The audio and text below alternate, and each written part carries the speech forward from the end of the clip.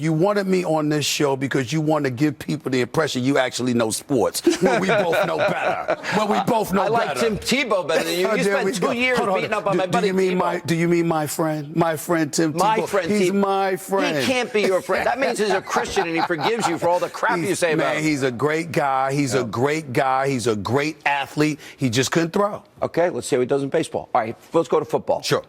Tom Brady, I said before the game, I have my prediction if you want to see it. I picked him by 3. Okay. And I said the difference between those two teams, and the Falcons have a great team.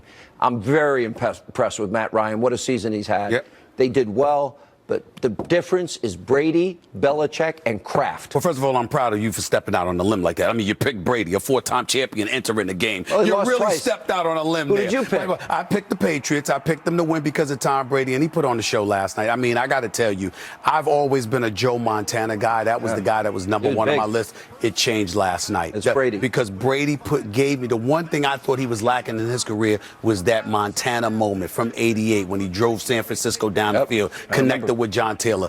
What I saw last night from Brady eclipsed all of that. I mean, it was sensational. No question. There's no words to really describe it. It isn't. And it was not surprising. That's the other part because he's done it so often in his I've career. been covering sports for 24 years, and I'm telling you right now, I've never seen a performance on an NFL field. It kind of reminded you of the election this year when Donald Trump won, and you called me on my radio. He calls me off air when I'm doing my radio show. He's like, "You're wrong. You're wrong." Or he texts me during you're the show. usually wrong. No, I'm always right. You're usually wrong, but somebody has to be here How for you. come you say to me all the time, you take a lot of crap from people for being my friend? Why is that? Because, you know, it's Fox News, it's you. You're a zealot in terms of I'm a zealot? You are. You can You're be an anti-Tebow zealot. Well, I'm not. He's my friend. I won't believe that till I hear it from him. He's my friend. Ask him. He's my friend. But at the same time, you know, I hate to say this on national television, even though I think you're wrong about 75% of the time. You are right sometimes, A. And B, you're actually a very nice guy. You're not a bad guy. You're softening me up. You're just wrong sometimes. And I understand that. That's why I try to be here for you,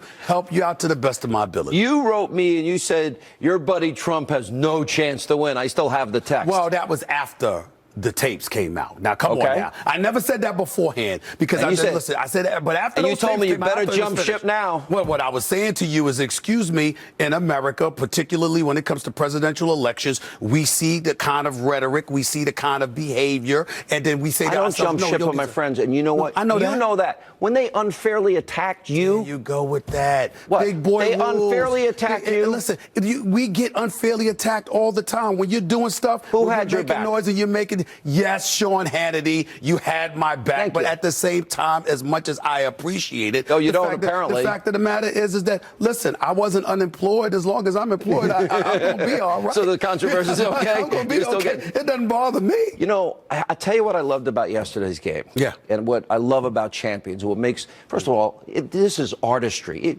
Look at even Matt Ryan's pass to Julio Jones, right? Jones. I mean, well, that was the mastery of Julio Jones. Wow. That was amazing, right? He was spectacular. But the pass and the catch were spectacular. All right. Then you look at Brady and this run through the fourth quarter into overtime.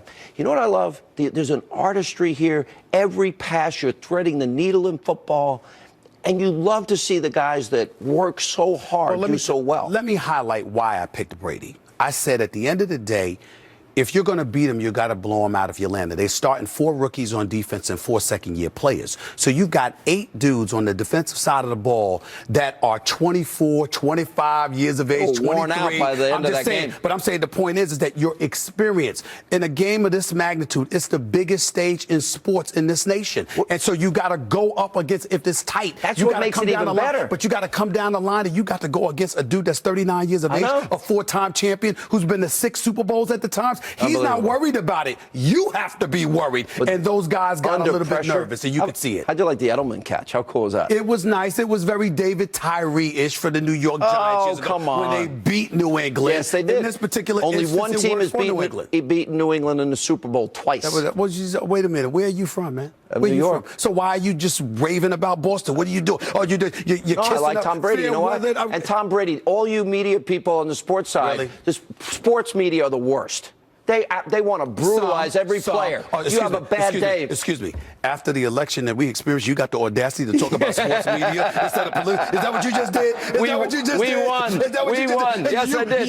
We won. You who you're not talking about the sports media. You're talking to political folks, and you sat up there and said the media is dead. They died a long time ago. Right. And now you're talking about sports folks. Sports guys are brutal. If you lose, they beat the crap out of you. Because you lost. Because you lost. But I won. But listen. Trump won. Wait a minute. But Hillary lost. But you were saying Who'd this. you vote for? You were saying this. I did not vote for Trump. No, I did not. But I will say this. Even though I did not vote for Trump, Trump not only is he our president, he's our president. Respect the man, hold him accountable. No question about that. Great. But also, let's be clear. The Trump that I saw before the election was nothing like the Trump that I saw during the campaign. But he was the one I personally told you existed. You did. I'll give you credit for that. Listen, you deserve credit for that. And by the way, I know it's important to you to get credit because Lord knows you're usually wrong. So it's a good moment. I was for right you. about Obama. It's a good moment I was for right you. about Tebow, and I'm right about Brady, and I'm right about Trump. By the way, but I still love you. While we're here on the air, you had the audacity to sit up there and challenge me to a debate on First Take one day. I want you to know I would advise that against you. To be against me for 2 hours,